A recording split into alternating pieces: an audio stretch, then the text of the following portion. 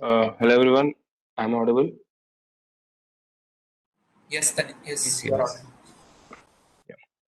Hello everyone, welcome to the workshop conducted by Synaptics Club on the topic Basics of NLP. It will be a short workshop of 1 hour where you will be getting to know the main importance of topics of NLP in a simple and interactive way. Myself, Snehith from BTech second year. My friends Tanishq, Bhavya, and Siddhardha will be assisting you throughout the workshop. Let's go into the introduction. Natural language processing, also known as NLP, is the intersection of computer science, linguistics, and machine learning. This this field mainly focuses on communication between computers and humans in natural language. NLP is all about converting human language data into a vector form and make computers understand it in a more efficient way. Now let's talk about its application in our daily life. The first comes email filters known as spam detections, smart assistants like Google Assistant, Siri, Alexa, etc. Search results, question answer types, predictive test, language translation, text analytics, digital phone calls, etc. Through applications, we can understand that NLP plays a major role. Now, moving on, we have text pre-processing task. Here, we clean the data to make it more simple. First comes tokenization. Tokenization is the first step in an NLP pipeline. Tokenization simply means breaking the raw text into small chunks. Uh, means it breaking raw text into words or sentences called tokens. Now, these tokens help in understanding the context or developing the model for NLP. There are different methods and libraries available to perform this tokenization, like NLTK, Keras, Denism, etc. NLTK is one of the libraries that we can use to accomplish this task. There are actually mainly two types of tokenizations. One is sentence tokenization, the other is word tokenization. First, sentence tokenization. As the word suggests, sentence tokenization, it simply means breaking of the raw text into sentences. As you can see here, we have a code example. First, we are importing sentence tokenized from the nltk.tokenize library. Here is the raw text for a small example. And importing sentence tokenized to the text, we can see after running the code, we get the text has been converted into sentences and been stored in this list form, as you can see. Similarly, the word second one is word tokenization. Similar to sentence tokenization, here the raw text is converted into breaken into words. Here we use the word tokenization function imported from nlt.tokenize and applying and implementing it here. You can see the output. We can see different words have been the text has converted into words. This is all about sentence and word tokenizations. And coming to we have another small term called stop words. Stop words are the words in any language which does not add much meaning to the sentence. We can remove or ignore them without sacrificing the actual meaning of the sentence. Uh, for example, in English, as you can see, by we are importing the stopwords function from nlt.corpus, and by printing the stopwords.english we are no, want the stopwords in English. So I'm taking the English language here, and you can see these are all the stopwords in the English language. They we have got them in a list form, right? We can also take stopwords from German, French, Hindi language, etc. by changing this English one to other, writing the other code. And how we'll use in this text. First, we'll take a small text example. It is a good to be a Python who is Pythoning with Python. This is the text we have, and we first use the word tokenize function to convert the text into words. We are splitting the text into different words and storing them in a list format. Next, the next code here we are bringing the stopwords in a list format, and the next code here from the the words list, we are uh, writing a code such that those words which belong to the stop words are being ignored. The word for word in words, if not the word in stop words, means uh, we will be ignoring the stop words from the main word, and we can print. We can see that we are ignoring the stop words. This is the final output.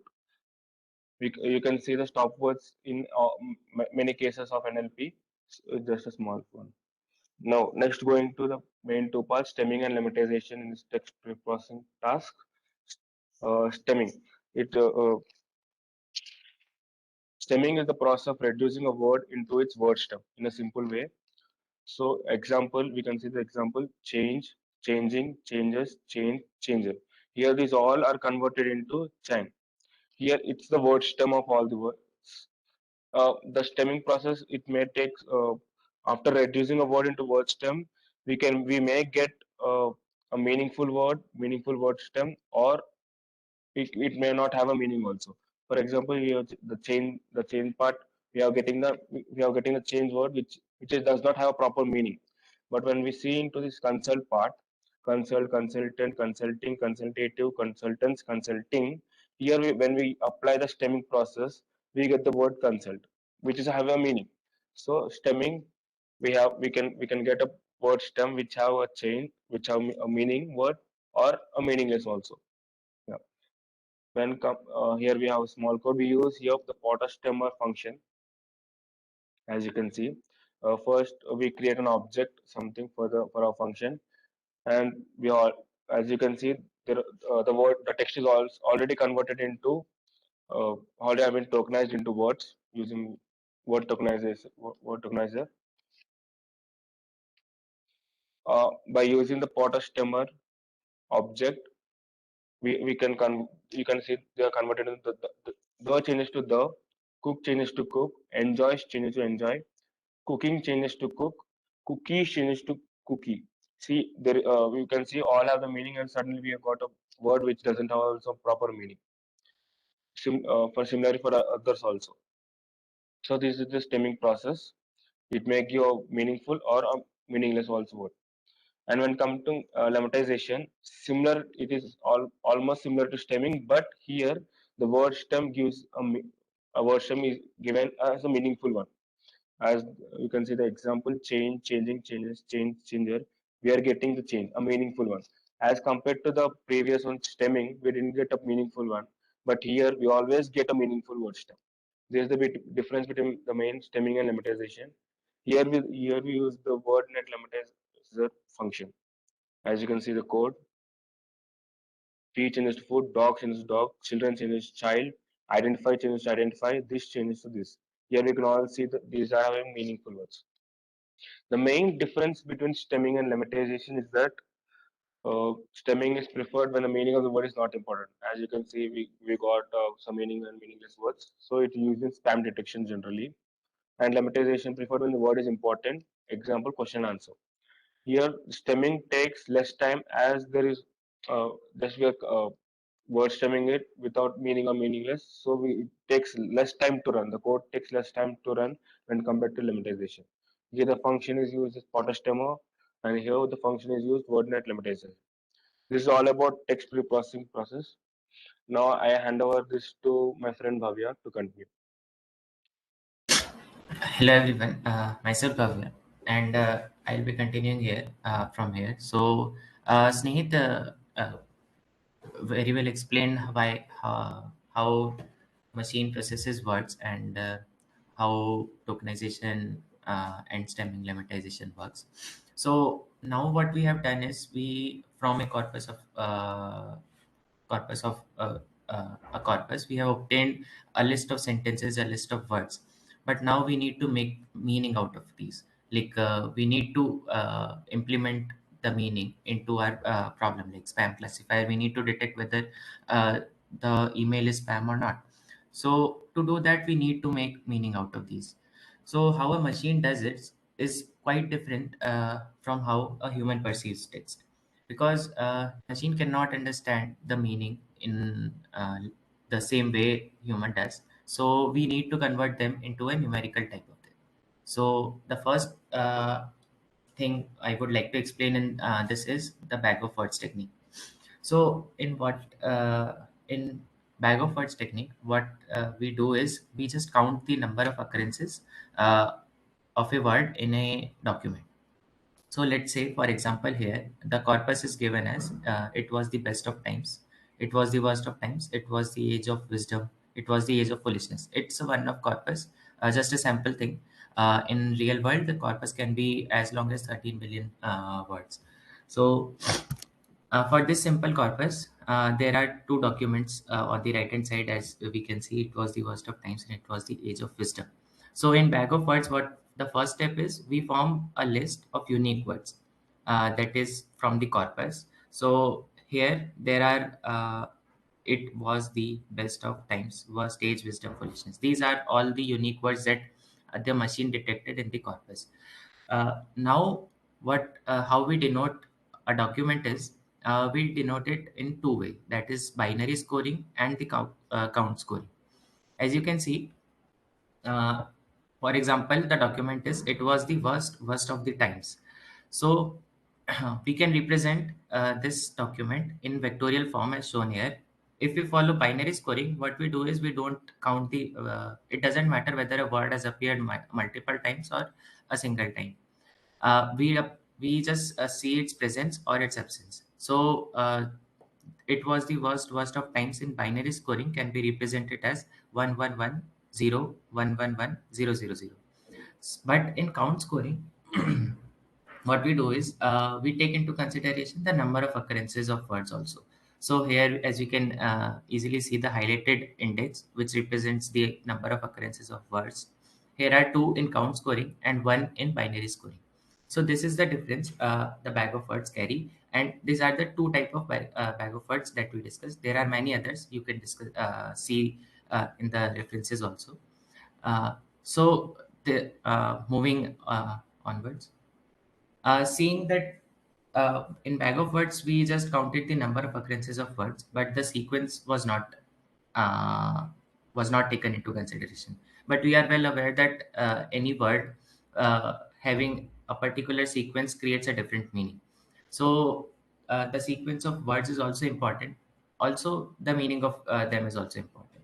So to solve this, what others thought is like the other approach is TF-IDF, which is the term frequency and inverse document frequency. So what in addition to bag of words, like the term frequency is the similar to bag of words. Here we count the number of occurrences of the word in a document, and the addition is the IDF, the inverse document frequency. So what it does is it puts some extra weight on rarer words, because we know that the if two documents are very much if two documents have different meaning but they contains, let's say, x number of similar words, that means they are not imparting much weight to their meaning. So what we do is, with the help of this idf function, which is log 1 by log of number of documents divided by the document frequency of the term. That is, if there are, let's say here, for example, there are two documents, A and B. So the car is driven on the road and the truck is driven on the highway. So seeing in the table, the word the occurs in both of these documents. So its term frequency is 1 by 7 and 1 by 7. But its inverse document frequency, because it is appearing in both of the documents, it is not imparting any different meaning to the document. That's why the inverse document frequency is 0. So as we can see here, the A and B is results in 0. The TF multiplied by IDF for both A and B results 0. Next, the word is car. For term frequency, we can see in A it is appearing once, but in B it is not appearing. So the inverse document frequency for A for the car becomes zero point 0.3. So as you can see here in the table, and when we apply this TF IDF to whole sentences A and B, we can see that we can easily distinguish the differentiating factors. Like for A, the major words that impart the meaning are car and road, and for B it is truck and highway. So this is how we were the disadvantage of like different weights to different words for imparting meaning to a document is solved by TF-IDF. But still, the sequence part is remaining. Sequence and meaning part are not yet solved. So we can the next slide. Here comes the word embeddings. So in bag of words, we imparted meaning to a sentence by counting how much what words are appearing and how much times they are appearing. In TF-IDF, what we did is we tried to separate the word which are imparting which are having more contribution to imparting a meaning to a sentence. But what if in three sentences frog, toad, and litora comes, but they all are referring to a same thing, right? But if we use TF-IDF, then it may generate a good way to frog, toad, and litora for differentiating, but they are not. So what we need is we need to impart meaning to a word by and also their similarity. So to do this, what a popular technique is word to vec. Next. So here in word to vec, a similar words have similar representation in the vector space. So it is an n-dimensional vector space. It can be as low as 4 dimension and as high as 32 dimension space. So for simplicity, we can consider 2 dimensional space, and we can say that if king, let's say king and queen are similar words, then they are having a similar representation in the 2D vector space. Similarly, for man and woman, they are also similar, so they are also close. So, what the advantage of word to vec is, you can easily see here that I can get queen just from knowing that king and queen are related in the similar way as men and women are related. So, if I vectorially add king and women and subtract man vector from it, I can get a vector which is very close to queen. So that is how word to vec works, and it deals with the problem that is faced by machines in distinguishing similar words. So, like, sorry, in this respect. Okay, so Rohan, you can see here like the 2D dimension. I have drawn just x and y axis. So the king vector, let's say for example, is 4 comma 2, and queen vector is 3 comma 2. So 3 comma 3, something like that. And but in actual case, there are many qualities on which this vector is decided. So king may be represented by 12 comma 2 comma 3 comma 4 comma 6. This is what I mean by the dimension. uh, okay. Okay, so yeah, we can move on to next slide. So to visualize more, you can see here on the sky blue side of the dots, they are these are the words which are very similar to the word Twitter. So you can like if you are able to distinguish that there is tweeted, social media, Facebook, blogs, microblogging. So these are words which are related to Twitter, which are having a similar representation on a vector space.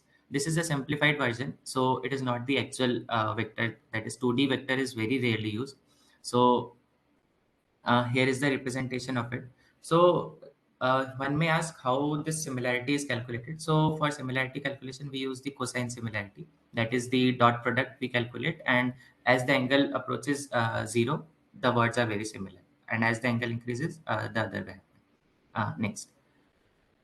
So this is the result which is generated when we want to see uh, words which are very similar to C attachments. Like if we consider a phrase that is C attachment, and we want to find what is the similar words related to it. So if we do it, we can see these are all the nearest neighbors of C attachments.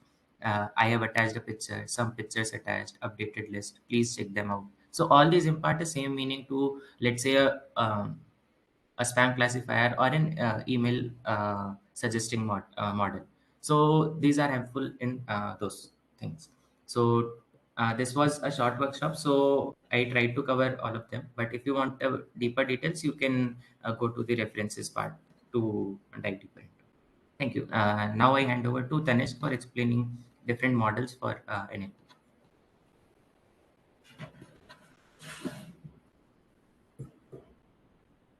Hello and good evening, everyone. Myself Tanishq from second mechanical.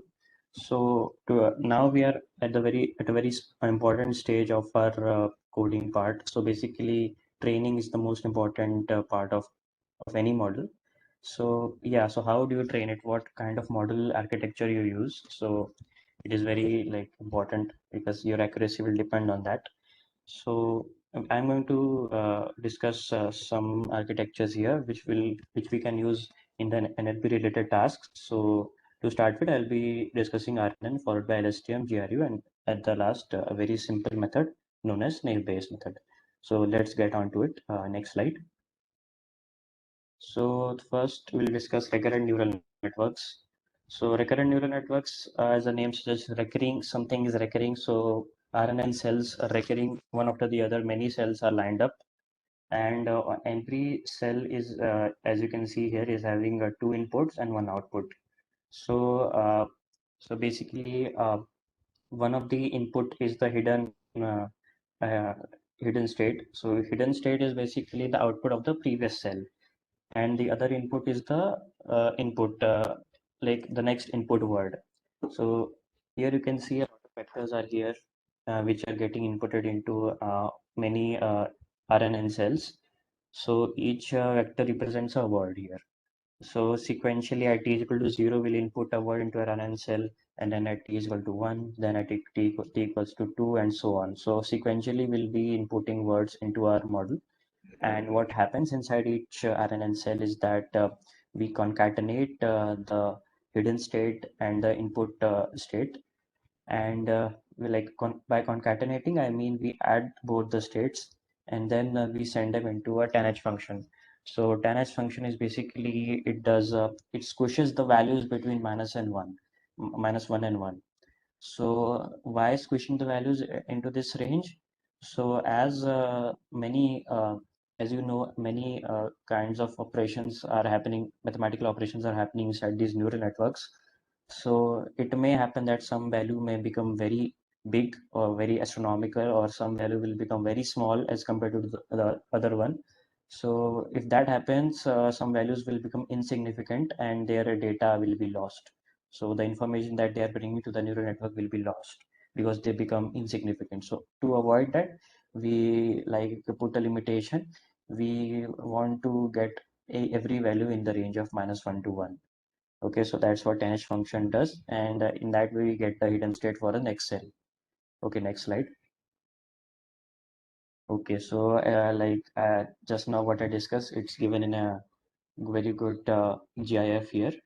So you can see the hidden state and the input state are getting concatenated, and then they are sent to the tanh function, and they get squished into the range between minus 1 and 1. Okay, so that's how sequentially we transfer memory from one cell to the other, and that's how basically RNN cells work. Okay, next. So the problem with RNN, so like sequentially we are putting in all the things, but what happens is that what the problem with this RNN is that when you are having a very long sequence, suppose you are trying to build a model of translation, like language translation you want to do. So when you have to do that, it's a very long sentence. You have to translate it from French to English. So if that you have to do, you have to remember like what you have read before, and you also have to remember what you are reading now. So basically, a model should be like, it should remember all the important things it has read throughout the sentence. But the RNN is unable to do that because of vanishing gradients. So what is vanishing gradients? When you are forward propagating, you like calculate the weights, and you like apply the weights, you multiply the weights, and then in that way the neural network works, as we have discussed in the previous basic ML workshop. And so now we have got a final result, and we have to compare it with the actual result. So when we compare it, we calculate the error. So that error is basically the cost function that we have to reduce. Okay, so to reduce that error function, what we do that we back propagate. So we go back to all the mathematical operations that we have already done. So what we do that at each step while back propagating, we calculate the derivative, we calculate the minima, we update the we update the weights. Okay, so basically what we had seen in the gradient descent thing in the last workshop. Okay, so we get the minima, we replace it with the current weight, and that's what we do. So here I have written like new weight is equal to weight minus learning rate into gradient. So what happens is that while we are propagating, we perform derivative a lot of times. So that's why some values they become very insignificant. Like we are seeing the learning rate into gradient, that value has become very small. So that's why there is not much difference between weight and the new weight. So there is no result we are getting from the back propagating. So we are not getting a better result after back propagating. That's why we have like this is what is known as the vanishing gradients problem, and that's why RNNs are not able to remember everything when they see a long sequence. So the solution to that is the long short-term memory networks, LSTMs. So let's discuss them. Next slide, please. So LSTM, so obviously they are better than RNN, I just said now, because they are able to handle longer sequences. So how they are able to do that? So they have internal mechanisms called gates. So gates, we can like blatantly say that these are the things which help in which help in telling like which information to keep and which to throw away, which information to update and which information not to update. Like when we are reading a movie review, so we say that we read a movie review, this movie was very good. Suppose this is a movie review we read, so the most important word is good. Okay, so that's the most important word. So like that's what stays in our mind, like whenever we read a movie review. Okay, so the important keywords, those are the words we that stay in our mind, like we don't remember about the other words. So that's what LSTM does. Okay, it like gets the most important words out of the sequence, and which will be helpful in like doing the training part. Okay, so and in that the gates are the things which help it. So we'll discuss more about the gates in the next slide. Next slide, please. Okay, so components of LSTM cell. So these gates, okay, I just told you. So the first is the forget gate. Forget it like decides what is relevant to keep from the prior steps. So from the previous LSTM cell, whatever we have got, we have to decide whether to keep that or throw it away. So forget gate will help in that. And then the input gate decides what information is relevant to add from the current step. So we are also getting the input from the like current world, we are getting one more input there. So so whether to use that or not, whether it is relevant or not, so that is decided by this input gate. And then the output gate is that it decides what should be the next hidden state. And one more thing I just wanted to discuss, one more major difference between RNN and LSTM is that there we had just two inputs, but here we have three inputs. One more input is the cell state. Cell state, hidden state, and the input state are the three inputs to the LSTM cell. And like one more function, sigmoid function I wanted to discuss, the forget gate. How does it work? Okay, so forget gate, it has to decide whether to keep that information or throw it away. So sigmoid function basically gives us the value 1 or 0. So that's how it decides whether to, if the sigmoid function gives 1, that means it has to keep that information. If it gives 0, it decides that it has to throw that information away. And the cross in this diagram, it suggests that pointwise multiplication similar to dot product that we know, and the plus means that pointwise addition. Okay, so basically this is a very good diagram which explains how the LSTM works. So simply you should understand that LSTMs are better than RNNs because they are able to like recover important information from longer sequences. Okay, so next slide, please. So this is a good animation which is telling us how the output gate of the LSTM works. So here we like it first goes inside that red thing, which is the sigmoid function, the hidden state like goes into that, and then one more cell state is gets processed from the sigmoid, and then they get point-wise multiplied, and then that's how we generate the hidden state. Okay, so there's a very good animation to which demonstrate that. Next. So gated recurrent unit, GRU.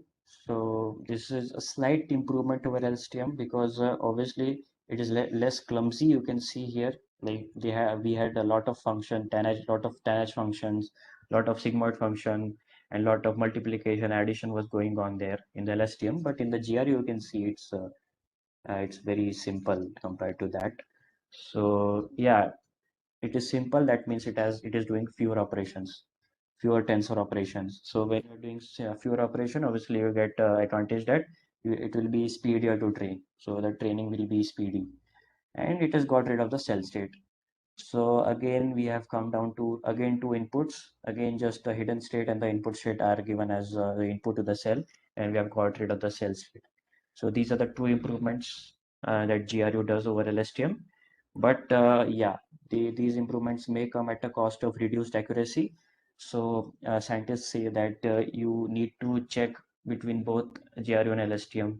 You need to compare them every time because for different tasks, like sometimes LSTM may be better and sometimes GRU may be better. So you need to compare them before applying. So some of the applications I've given here, like speech recognition, speech synthesis, text generation, and can be also used in video captioning. Next. So we have one more improvement. So as I have discussed in all the three architectures till now, LSTM, GRU, and RNNs, that you sequentially you are giving the words. Okay, so one by one, at t is equal to 0, you give one word. At t is equal to 1, you give one word in the form of vectors. Okay, but it is transformers is what happens is that you are giving all the words together, and it is also like able to correlate between all the words, and it works on the principle of self-attention. Okay, so I won't dive more into transformers. You can check out this video. It is a very good video on transformers, and you can also read the paper related to transformers to get more information about them. So basically, to tell, they are the best model architectures used in NLP nowadays. So they are the best. Okay, they are better than all the LSTM, RNN, and GRUs transformers. Okay, so you can learn more about them from this video. Next, naive-Bayes method. Naive-Bayes method is a very simple method. You guys all know about the naive-Bayes method from your school days. Okay, so B of H over E, I can explain in short. H over E is like the probability of the event H happening given that E has already happened. Okay, so that's what the probability of H over E means, and it is equal to P of E over H into P of H upon P of E. Okay, so this is the Bayes theorem. And how does the Bayes theorem work? So we have frequency table. This is frequency table. It's basically the data set we have been given. Okay, so whether to play golf based on the conditions of outlook, humidity, temperature, and whether it is windy or not. So based on these conditions, we need to decide whether we should play golf or not. So what we'll do that we'll convert this data set into another form, like we'll convert these data set into probability. Okay, so we have total 9 cases. So like we have divided it by 9, and in case of no, we have 5 cases. So we have divided it by 5 to generate the probabilities, and these will be useful in the next slide. Okay. Next slide, please.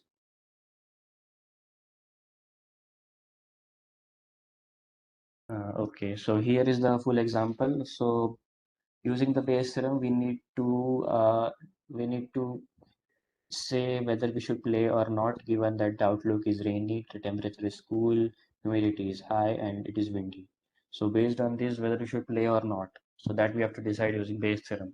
Okay. So what we'll do that we need to basically calculate P of yes over X and P of no over X. So X is basically all the given conditions. Like we have been given rainy, cool, and high and true. So these conditions we have been given, so that X is basically the basically a combination of all these conditions. Okay. So P of yes over x can be written as, according to the Bayes theorem, can be written as this: P of rainy over yes into P of cool over yes into P of yes over yes high over yes into P of true over yes into P of yes. Now you might be thinking that why didn't we write the denominator P of x? So basically P of x is a constant.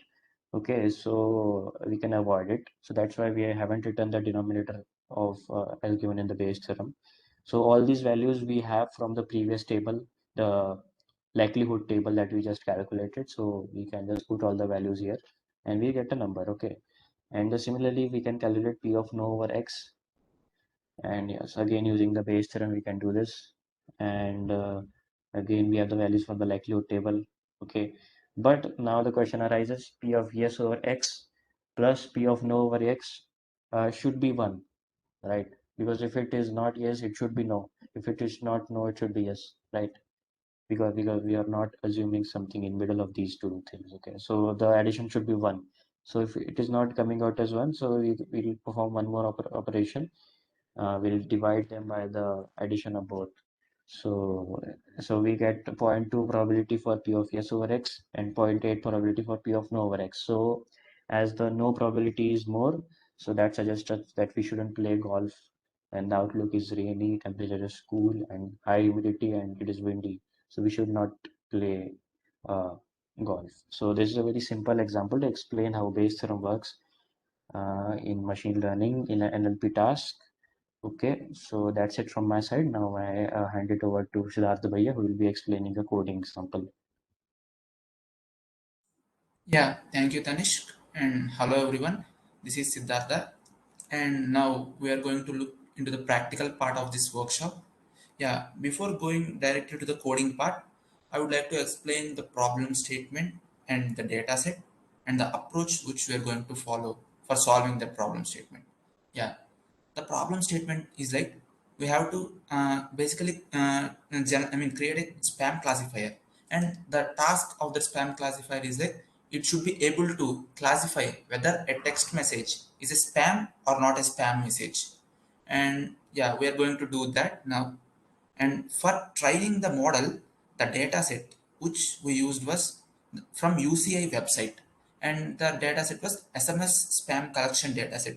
And this is a very standard data set, and most probably this data set will be used for this sort of problems, as this was a standard data set. And now the approach for solving this problem statement was like, first we'd be importing the data set, and we'd be doing the data cleaning as well as pre-processing. And in next step, here the NLP part comes.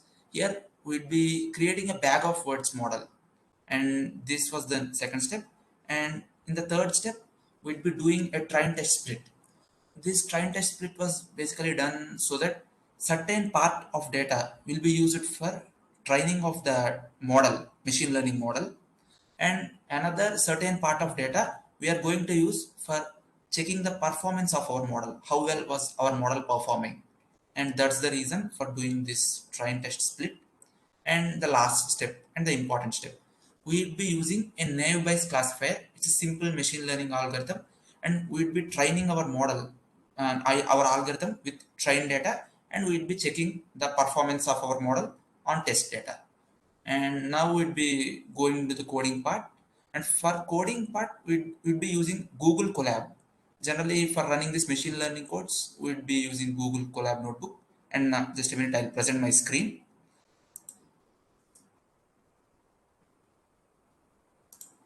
Can someone make me presenter? I was not able to present the screen. Okay, thank you.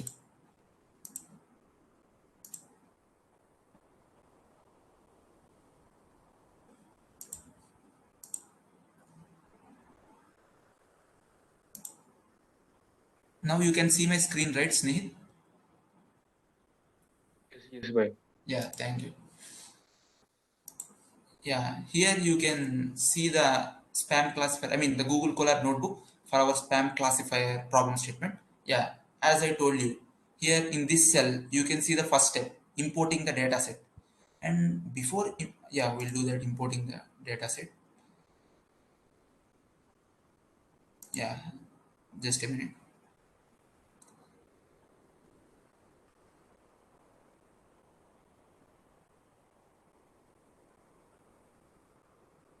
Yeah, our data set was a text file. Yeah, now we are importing the our text file to the Collab notebook. And yeah, after importing the dataset, yeah, we have to import the pandas library, because by importing the pandas library, the next pre-processing steps would be made slightly easier by using this pandas. So we are importing this pandas library. And yeah, one important point is, before going into the coding part, we'll observe the dataset. I hope you can see the screen. See, it was a text data, and the data was like ham, and the message, spam, and the message. This okay, don't confuse with the word ham. Ham is nothing but the opposite to the word spam. Okay, see, you can see the result, ham or spam, and the message. Similarly, like this, there are around 5,000 messages and in this entire data set, and the message and the classification result was mentioned on the left side, and this was in text format. But the problem is, we can't pre-process, I mean, for further steps, for pre-processing purpose, we need this text data to be converted into CSV format. And for that, we are going to write this particular line of code. See here. Yeah, here this basically means the path for that text file, and this SCP basically means separator. And then yeah, here you have to notice this names is equal to label and message. This basically mean like we are going to convert our text data into a CSV file of two columns, and the heading for the first column would be label, and the heading for the second column would be message. Just a minute, I will show you. Yeah, all this ham, spam, these things fall under the first column, label, and all these messages will fall under the second column, message. And yeah, I'll run the code. Just a minute, so that you can get the clarity. Yeah, the code running was completed.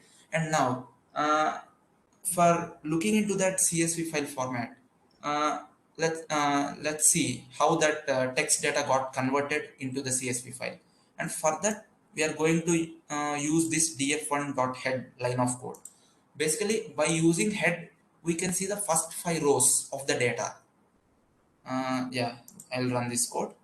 By clicking here, the code gets run, and yeah, you can see here. See, initially the data was in text format, but now you can see it got converted into a CSV file with first column heading was label, ham, spam were coming under this column, and the second column was message.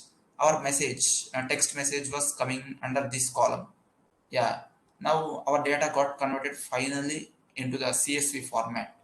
And now the second step, we are going to do data cleaning and pre-processing. And for that, we have to import few libraries. And the first library which we are importing is RE.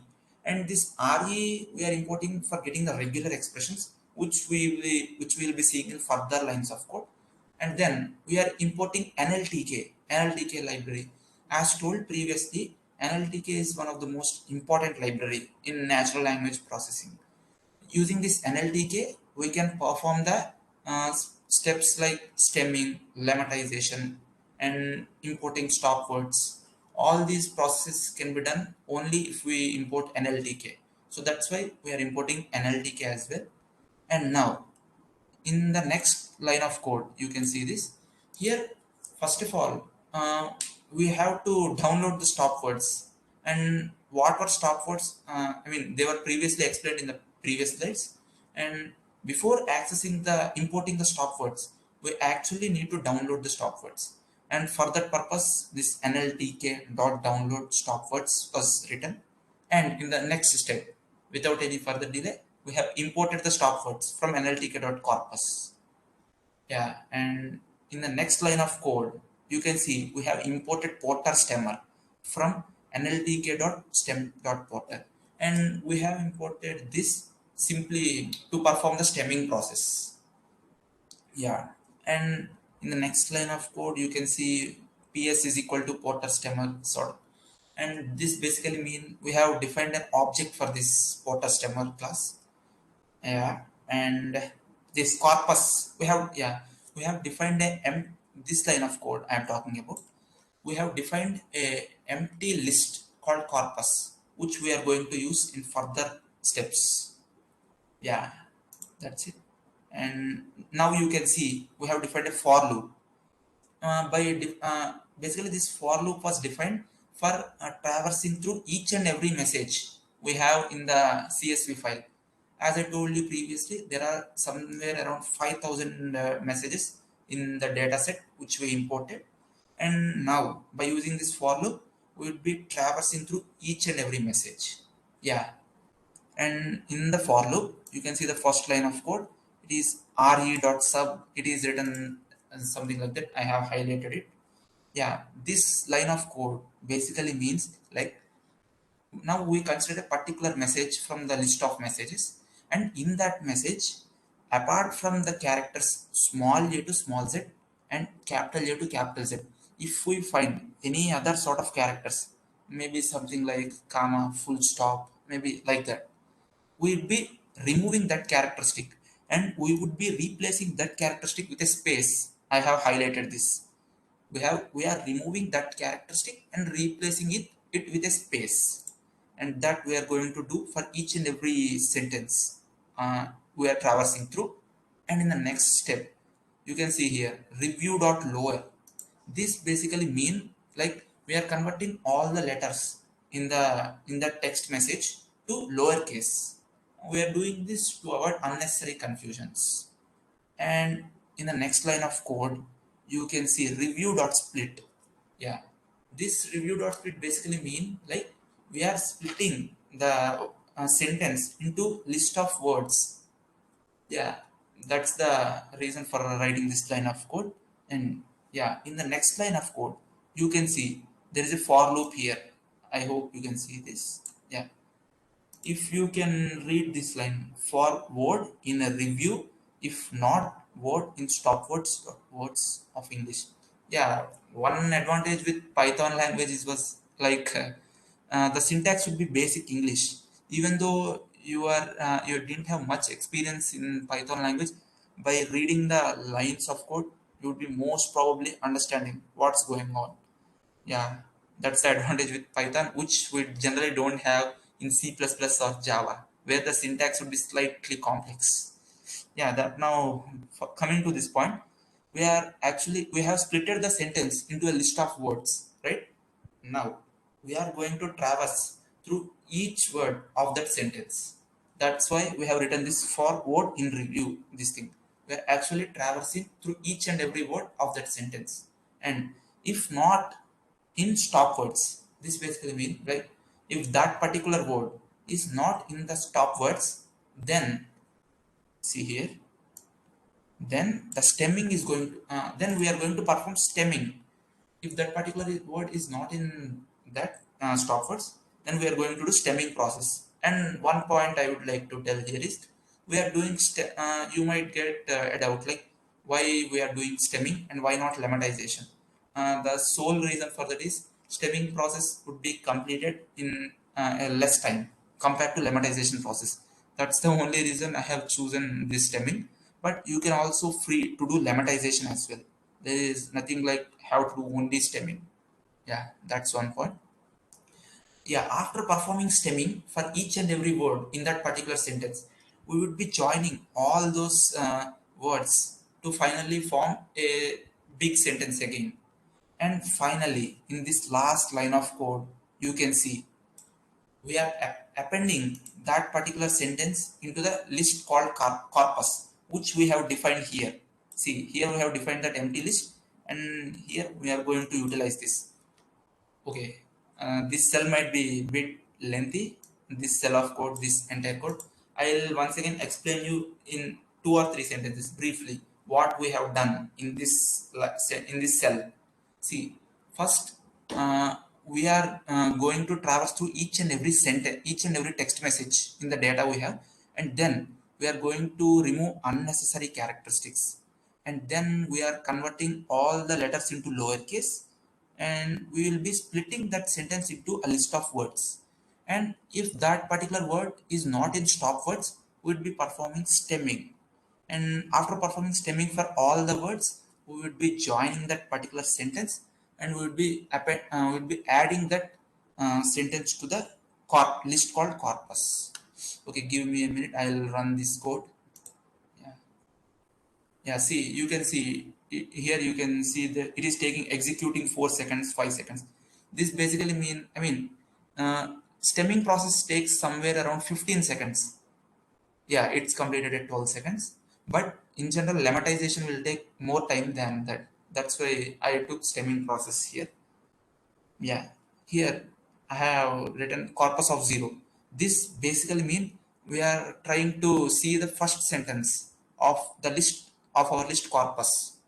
Give me a minute, I will run this code. Yeah, we got the output here for the above code. See, go 0 point. Yeah, this was the first sentence in this in this list corpus. Yeah, and in the next step, as I told you, we will be creating the bag of words model, and this is where the NLP comes in. Yeah, obvious. Okay, stemming was also came previously, but the main point here is converting into bag of words model, and that plays a crucial role here.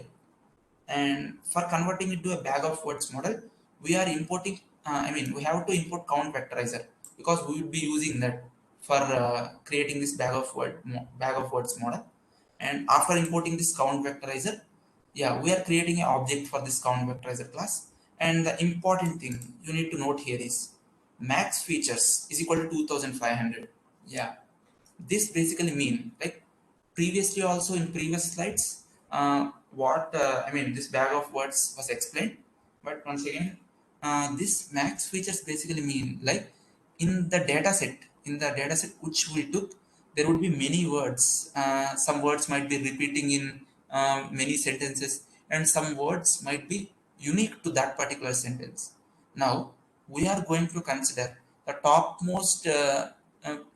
uh, most frequently repeated 2500 words for creating this bag of words model. That's the meaning of this max features. We are going to consider, I am repeating again, because this might be a bit confusing for few people. Yeah, we are going to consider the most frequently repeated 2500 words from the entire data set for creating the bag of words model. Yeah, that's the meaning of this. And one more important point is, you might think, why only 2500? Why not 1500? Why not 3000? Why not 2000? The reason is simple. Actually, for deciding this parameter, we have to do a random trial and error method. I have took this 1500, 2000, 3000, and I checked the performance of the model. To be frank, the model's performance was very best when I took this max features is equal to 2500. That's the reason I took 2500 as my the value of my parameter. And yeah, and one more thing is, if some sort of similar problem statement you might see in future, in that case, it's not that, like, you have to consider max features is equal to 2500.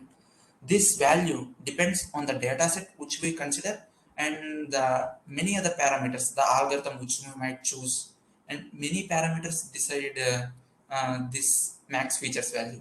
So you also have to do this random trial and error and check the performance and decide this value. And I hope you got it. And going into the next line of code, here you can see this cv.fit transform corpus.to array. This basically mean, like, we are converting, as I told you previously, corpus is the list of sentences which we got finally after traversing through in that for loop in the previous cell. Now this sentence, each and every sentence in this list would be converted into a bag of words type of sentence, as told previously, 1010. So the sentence would be converted into this format, and this line of code was written for that purpose. Yeah, and one important problem which, I mean, one more problem which we might face here is, if you can see here, the dataset has labels ham, spam. See, we are human beings. We can understand that English language, but our machine learning model can't understand what this ham mean, what this spam mean, and that's the problem. And for overcoming this problem, I mean, the solution is we need to convert our our labels into a numerical format. I mean, 1 0 1. If output is 1, output is 0, then the model can identify, and the process can be done further. And so for converting these labels ham, spam, these things into numerical format, we will be writing this line of code: pd.getDummies. See here, by writing this line of code, just a minute, I'll run the previous cell. It's done. And now I'll again run this. Yeah, it's done. Now if you look into the y variable, see here, you can see, the outputs, the label previously we have it like ham spam. This was our output column, our result column. But now this got converted into two columns. One column was ham, one column was spam. Even though it got converted into two columns, you can see here our outputs got converted into numerical format, 1 0 1 0 sort of thing. And one important thing you need to notice is, if it was 1 in ham, it means ham, and obviously it has to be 0 in spam. And same with the converse, if it was 1 in spam, then ham would be obviously 0. And that's the thing you have to notice here. And yeah, now the problem that the output was in English language got solved. Now the output was in numerical format. But again, one problem was there here. See, we have two output columns, but if you observe carefully, there is no need to have two output columns. There is no point in having two output columns. So for if you can observe, if ham is 1, obviously spam is 0. We need not to have another column describing that particularly, because it's obvious. And so for keeping this point in mind, we can remove one column, either ham or either spam, from this y, so that now our output column would be simply a single column. And I considered to remove this ham column, this ham column, and I decided to keep this spam column. It's not like you have to keep spam always. You can remove this spam column and you can keep this ham column as well. It's completely your choice. But I am considering to remove this ham column. So after I remove this ham column, we'll be having this spam column only. And if our output is 0, then you need to keep in mind that it's ham. And if our output is 1, then you need to keep in mind that our output is spam. Just keep this point in mind. And now I'll be running this code. Yeah, now by using this dot iloc of dot values, this simply mean like we have removed the 0th column and we just kept the first column. See, this one basically mean like we have just kept the first column. Yeah, so our output also converted finally into the numerical format and a single column. Now going into the next step, here we are going to do the train test split. As I told you previously, why we are doing this train test split. Just a minute, guys. Just a minute.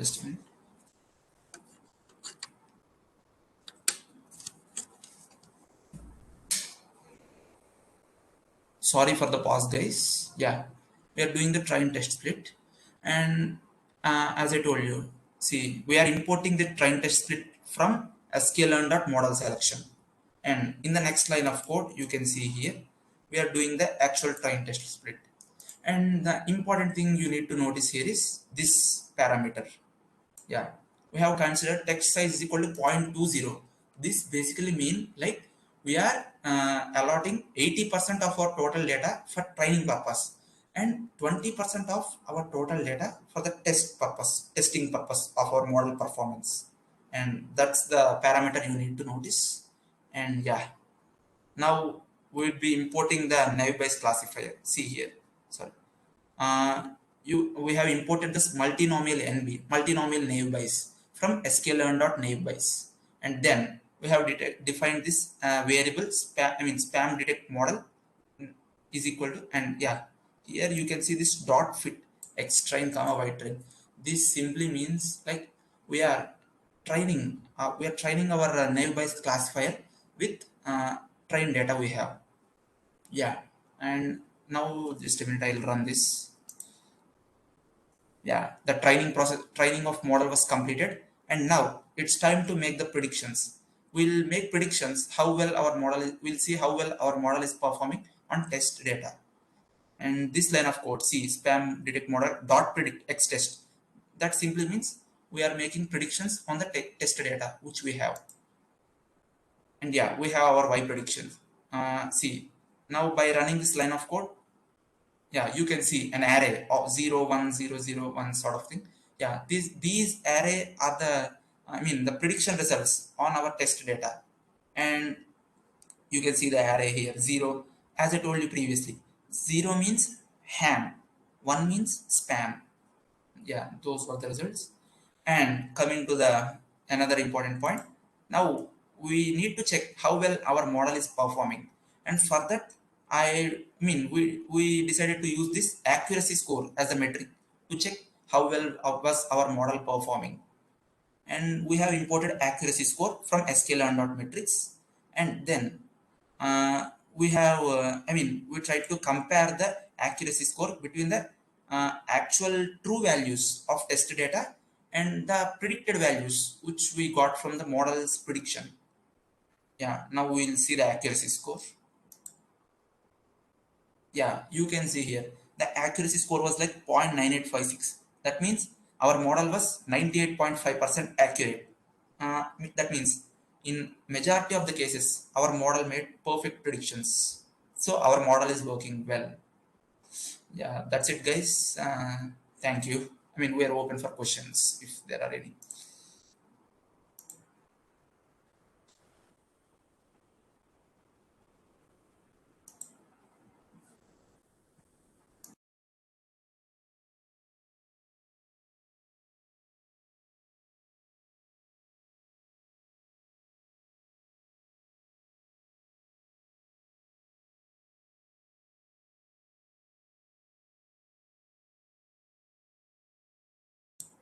Yeah, for parameter, for parameters, yeah, actually, we have to do it most of the cases because each and see, I'm answering to the question. So for the parameters, do we always have to use the trial and error method?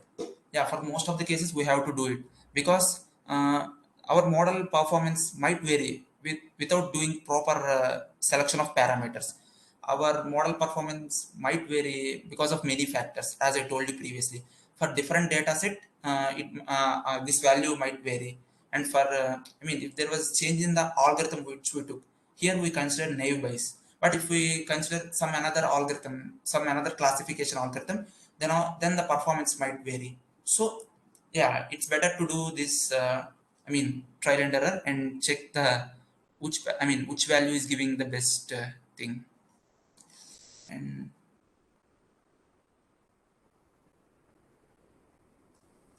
yeah, actually there are and okay, it was already answered.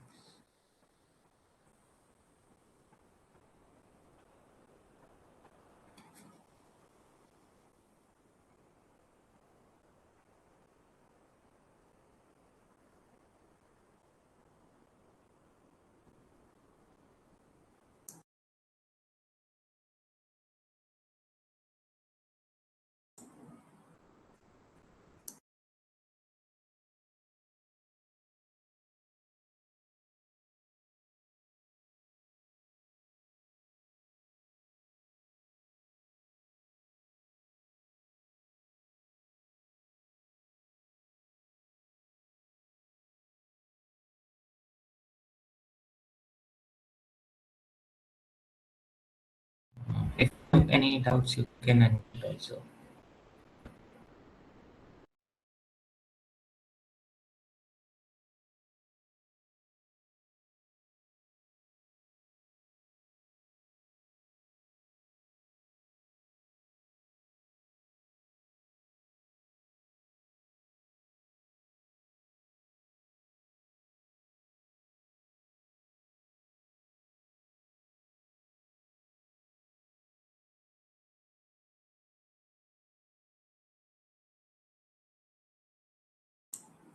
Yeah, in spam classifier, we used binary numbers to classify.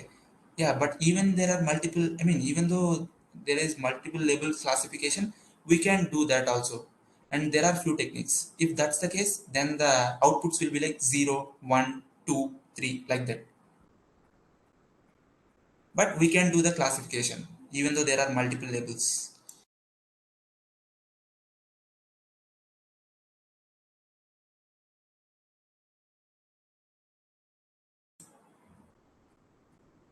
I think we have answered most of the doubts. And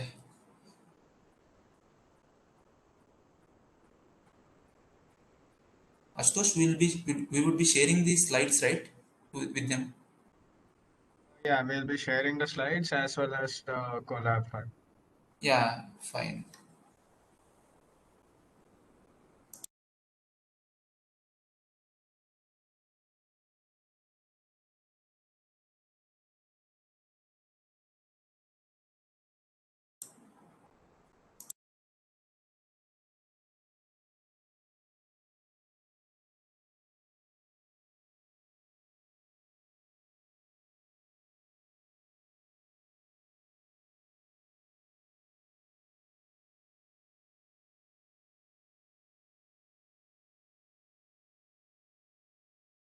Will this recording be also shared with them? Someone is asking in the chat.